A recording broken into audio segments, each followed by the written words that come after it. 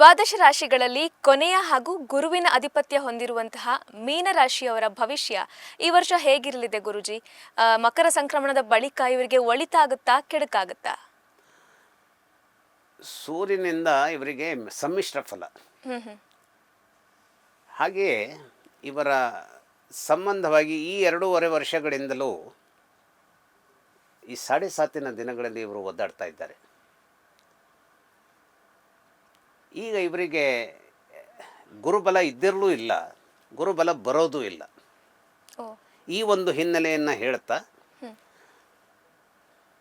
Boss ಟಿವಿಯ ಎಲ್ಲ ವೀಕ್ಷಕರಿಗೆ ಸಂಕ್ರಾಂತಿ ಹಬ್ಬದ ಹಾರ್ದಿಕ ಶುಭಾಶಯಗಳನ್ನು ಕೋರ್ತಾ ಇದ್ದೇನೆ. ಹಾಗಾದರೆ ಏನು ಇವರು ಎದುರಿಸಬೇಕಾದ ದೊಡ್ಡ ತೊಂದರೆ ಮುಖ್ಯವಾಗಿ ಶನೈಶ್ಚರನಿಂದ ಇರುತ್ತೆ, ಸೂರ್ಯನಿಂದಲೂ ಇರುತ್ತೆ. ಆದರೆ ಜಾತಕದ ಮೂಲ ಜಾತಕದಲ್ಲಿ ಸೂರ್ಯ ಒಮ್ಮೊಮ್ಮೆ ಏನಾಗ್ತಾನೆ, ಅವನು ದುಸ್ಥಾನದ ಯಜಮಾನನಾಗಿದ್ದರೂ ಕೂಡ ತನ್ನದೇ ಆದಂತಹ ಸ್ವರೂಪದ ಒಂದು ದಷ್ಟವಾದಂತಹ ಒಂದು ನಿಕ್ಷೇಪವನ್ನು ಪಾಸಿಟಿವ್ ಆದ ಅಂಶಗಳೊಂದಿಗೆ ತನ್ನನ್ನು ರೂಪಿಸ್ಕೊಂಡಿದ್ದಾನೆ ಅಂತಾದರೆ, ಈಗ ಸಪೋಸ್ ಈಗ ಸೂರ್ಯನ ಮೇಲೆ ಗುರುವಿನ ದೃಷ್ಟಿ ಇದೆ, ಒಂದು ಜಾತಕದಲ್ಲಿ ಸೂರ್ಯನ ಮೇಲೆ ಗುರುವಿನ ದೃಷ್ಟಿ ಇದೆ ಅಂತಾದರೆ ಸೂರ್ಯ ತೊಂದರೆಯನ್ನು ಕೊಡುವಂಥದ್ದು ಬಹಳ ಕಡಿಮೆ. ಅಂತಹ ಸ್ಥಿತಿಗತಿಗಳು ಮೀನರಾಶಿಯವರ ಸಂದರ್ಭದಲ್ಲಿ ಇದೆ ಅವರ ಮೂಲ ಜಾತಕದಲ್ಲಿ ಅಂತಾದರೆ, ಗುರುವೇ ಏನಾಗ್ತಾನೆ, ಸೂರ್ಯನೇ ಏನಾಗ್ತಾನೆ, ಈ ವರ್ಷ ವಿಶೇಷವಾಗಿ ಮೀನರಾಶಿಯವರಿಗೆ ಶನೈಶ್ಚರನ ಅನೇಕ ತೊಂದರೆಗಳು ಇದ್ದರೂ ಕೂಡ ಯಾವುದೇ ರೀತಿಯ ಕಲಹಗಳು ಅಥವಾ ವೈಮನಸ್ಸುಗಳು ಅಥವಾ ವಿರಸಗಳು ಉಂಟಾಗದೆ ಹೋದ ಹಾಗೆ ಜೀವನ ಶಾಂತವಾಗಿ ಇರಬೇಕಾದಂಥ ಎಚ್ಚರಿಕೆಯನ್ನು ಅವನು ಏನು ಮಾಡ್ತಾನೆ, ಅವರಿಗೆ ಒದಗಿಸ್ಬಿಡ್ತಾನೆ. ಎಚ್ಚರಿಕೆಯನ್ನು ಒದಗಿಸೋದು ಅಂದ್ರೇನು? ನಮ್ಮ ಮನಸ್ಸು ಶಾಂತವಾಗಿ ಇರುತ್ತೆ ಅಂದರೆ ಅದು ಹಾಗೆ ಇರೋದಕ್ಕೆ ಸಾಧ್ಯವಾಗೋದಿಲ್ಲ.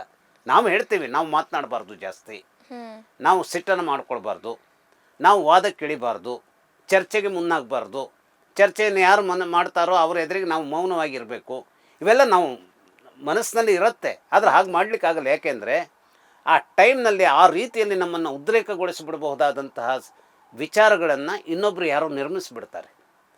ಆದರೆ ಹಾಗೆ ನಿರ್ಮಾಣ ಆದರೂ ಕೂಡ ಒಂದು ರೀತಿಯ ನಿಯಂತ್ರಣವನ್ನು ನಾನು ಅಥವಾ ಯಾರೇ ಇರಲಿ ಆ ಮೀನರಾಶಿಗೆ ಸಂಬಂಧಿಸಿದವರು ಹೊಂದಿದಲ್ಲಿ ಯಾತನಾಮಯವಾದ ಇನ್ನೂ 5 ವರ್ಷಗಳ ಕಾಲದ ಒಂದು ಶನಿ ಕಾಟದ ಸಂದರ್ಭ ಇದ್ದರೂ ಕೂಡ ದುಷ್ಟತನವನ್ನೇ ಮಾಡಲಿಕ್ಕೆ ಅವಕಾಶಗಳನ್ನು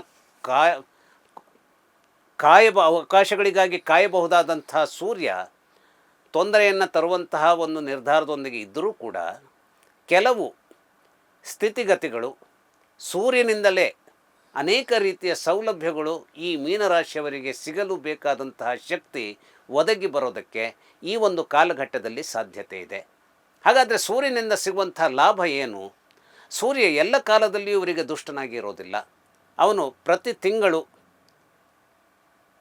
ಒಂದೊಂದು ಮನೆಯನ್ನು ಪ್ರವೇಶಿಸೋದ್ರಿಂದ ಒಳಿತಾಗಿ ಇರಬಹುದಾದಂತಹ ಮನೆಯನ್ನು ಆತ ಪ್ರವೇಶಿಸಿದಾಗ, ಈಗ ಇದೇ ಮೀನರಾಶಿಯವರಿಗೆ ಅವನು ವೃಷಭವನ್ನು ಪ್ರವೇಶಿಸಿದಾಗ ಸಾಧಾರಣ ಮೇ ತಿಂಗಳಲ್ಲಿ, ಮೇದಿಂದ ಜೂನ್ವರೆಗೆ ಅಂತ ಇಟ್ಕೊಳ್ಳೋಣ, ಆ ಸಂದರ್ಭದಲ್ಲಿ ಅನೇಕ ರೀತಿಯ ಸಂಪತ್ತನ್ನು ಒದಗಿಸೋದಕ್ಕೆ ಕಾರಣವಾದಂಥ ದೈತ್ಯ ಶಕ್ತಿಯನ್ನು ತೋರಿಸ್ತಾನೆ. ಹಾಗಾದರೆ ಸಂಪತ್ತು ಎಲ್ಲಿಂದ ಬರುತ್ತೆ? ಯಾವುದೋ ಒಂದು ನಾವು ಮಾಡುವಂಥ ಬಿಸ್ನೆಸ್ ಆ ಟೈಮ್ನಲ್ಲಿ ಅದು ಕ್ಲಿಕ್ ಆಗಬಹುದು,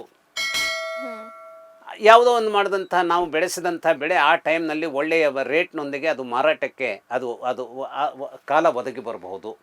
ಹಾಗಾಗಿ ಈ ಮನೆಯ ಆರ್ಥಿಕತೆಯನ್ನು ಸಂವರ್ಧಿಸಬೇಕಾದಂತಹ ಶಕ್ತಿಯನ್ನು ಮಂಗಳ ಹೊಂದಿರೋದರಿಂದ ಮಂಗಳನ ಸಂಬಂಧವಾಗಿ ಚಂದ್ರನ ಒಂದು ಇತಿಮಿತಿಗಳು ಗಟ್ಟಿಯಾಗಿ ಒಬ್ಬನ ಜಾತಕದಲ್ಲಿ ಇದೆ ಅಂತಾದರೆ, ಸೂರ್ಯ ವೃಷಭಕ್ಕೆ ಬಂದಾಗ ಅಥವಾ ತನ್ನದೇ ರಾಶಿಗೆ ಬಂದಾಗ ಅಥವಾ ಆ ಸೂರ್ಯನ ಪ್ರವೇಶ ಮುಂದೊಮ್ಮೆ ಏನು ಮೀನರಾಶಿಗೆ ಅವನ ಪ್ರವೇಶ ಆದಾಗ ಏನಾಗುತ್ತೆ, ಈ ರಾಶಿಯವರಿಗೆ ಅನೇಕ ರೀತಿಯ ಧನಲಾಭಗಳು ಕೂಡಿ ಬರೋದಕ್ಕೆ ಸಾಧ್ಯತೆ ಇರುತ್ತೆ. ಆದರೆ ಒಂದನ್ನು ಈ ರಾಶಿಯವರು ಅರ್ಥ ಮಾಡಿಕೊಳ್ಬೇಕು, ಔದಾರ್ಯಪೂರ್ಣವಾಗಿ ಇರೋದಕ್ಕೆ ಸಾಧ್ಯವಾಗದೆ ಹೋದಂತಹ ಸೂರ್ಯ ನಿಮ್ಮ ಪಾಲಿಗೆ ಈ ವರ್ಷ ಇದ್ದರೂ ಕೂಡ ಅಂತಹ ಔದಾರ್ಯವಿರದೇ ಹೋದಂತಹ ಸೂರ್ಯ ಔದಾರ್ಯಪೂರ್ವಕವಾಗಿ ಅನೇಕ ರೀತಿಯ ಸಂಪತ್ತನ್ನು ಬೇರೆ ಕಾರಣಗಳಿಗಾಗಿ ನಿರ್ಮಿಸಿಕೊಟ್ಟರೂ ಕೂಡ ಈಗ ಹಾಲಿ ನಡೀತಾ ಇರುವಂತಹ ಈ ಶನೈಶ್ಚರನ ಕಾಟದ ದಿನಗಳೇನಿದೆ, ಈ ಶನಿ ಕಾಟದ ದಿನಗಳು 7.5 ವರ್ಷದಲ್ಲಿ ಉಳಿದುಕೊಂಡಂಥ 5 ವರ್ಷದ 7.5 ದಿನಗಳೇನಿವೆ, ಬಂದಂಥ ಹಣವನ್ನೆಲ್ಲವನ್ನು ಸೋರಿ ಹೋಗುವಂತೆ ಮಾಡುವಂಥ ಅಪಾಯಗಳಿರ್ತವೆ. ಅದನ್ನು ನಿಯಂತ್ರಿಸೋದಕ್ಕೆ ಸೂರ್ಯನಿಗೆ ಸಾಧ್ಯವಾಗದೆ ಹೋಗ್ಬೋದು. ಅದನ್ನು ನಿಯಂತ್ರಿಸಲಿಕ್ಕೆ ಬೇಕಾದಂಥ ರೀತಿಯಲ್ಲಿ ನಮ್ಮದಾದಂತಹ ಎಚ್ಚರವನ್ನು ಇವರು ಇಟ್ಕೊಳ್ಬೇಕಾದಂಥ ಒಂದು ಕ್ರಿಯಾಶೀಲತೆಯನ್ನು ತೋರಿಸ್ಬೇಕು. ಹಣದ ಮ್ಯಾನೇಜ್ಮೆಂಟ್ ಇದೆಯಲ್ಲ, ಈ ಆರ್ಥಿಕವಾದ ಫಿಸ್ಕಲ್ ಮ್ಯಾನೇಜ್ಮೆಂಟ್ ಇದೆಯಲ್ಲ, ಅದು ಅಷ್ಟು ಸುಲಭವಾದ ಕೆಲಸ ಅಲ್ಲ. ಅನೇಕರಲ್ಲಿ ಹಣ ಇರುತ್ತೆ, ಆದರೆ ಅದು ಖರ್ಚಾಗ್ತಾ ಇರುತ್ತೆ. ಮತ್ತೆ ಅಲ್ಲಿಂದ ಈಗ ನೋಡಿ, ಯಾವಾಗಲೂ ಒಂದು ದೊಡ್ಡ ಪ್ರಮಾಣದ ಹಣ ಬರ್ತಾ ಇದೆ ಹೇಳಿದವಾಗ ಅದು ನಮ್ಮ ಜೋಬ್ನಲ್ಲಿ ಇರಬೇಕು ಅಥವಾ ನಮ್ಮ ಅಕೌಂಟ್ನಲ್ಲಿ ಇರಬೇಕು. ಅಂದರೆ ನಮಗೆ ಅದರ ಬಗ್ಗೆ ಒಂದು ಖುಷಿ ಇರುತ್ತೆ, ಇಷ್ಟು ಹಣ ಇದೆ. ಈಗ ಒಂದು 10 ಲಕ್ಷ ಬರ್ತಾ ಇದೆ, 10 ಲಕ್ಷಕ್ಕೆ ಅದಕ್ಕೆ ಬೇಕಾದಂಥ ಖರ್ಚು ಇದೆ ಅಂತಾದರೆ ಹಣ ಬಂದಿದೆ ಅಂತಲೇ ಅನಿಸೋದಿಲ್ಲ. ಹಾಗಾಗಿ ಬಂದ ಹಣವೂ ಕೂಡ ಬಂದಿಲ್ಲ ಅನ್ನುವ ರೀತಿಯಲ್ಲೇ ತೋರಬಹುದಾದಂತಹ ವಿಚಾರಕ್ಕೆ ಶನೈಶ್ಚರ ಹೇಗೆ ಕಾರಣನಾಗ್ತಾನೋ ಅದೇ ರೀತಿಯಲ್ಲಿ ಸೂರ್ಯನೂ ಕಾರಣನಾಗಬಹುದಾದಂಥ ವಿಚಾರ ಇಲ್ಲಿರುತ್ತೆ. ಆದರೆ ನಮ್ಮ ಮುತುವರ್ಜಿಯ ಕೆಲವು ಮುತುವರ್ಜಿ ಅಂದರೆ ಏನು, ಕೆಲವು ಅದಕ್ಕೆ ಬೇಕಾದಂತಹ ಕಾರ್ಯಸೂಚಿಗಳನ್ನು ನಾವು ಮಾಡಿಕೊಡ್ಬೇಕು. ಆ ಕಾರ್ಯಸೂಚಿಗೆ ಅನುಕೂಲಕರವಾಗಿ ನಿಲ್ಲುವಂತಹ ಒಂದು ಔದಾರ್ಯವನ್ನು ಈ ಜಾತಕದವರಿಗೆ ಈ ವರ್ಷ ವಿಶೇಷವಾಗಿ ಮಂಗಳ ಮತ್ತು ಚಂದ್ರ ನಿರ್ಮಿಸ್ಕೊಡ್ಬಲ್ಲರು.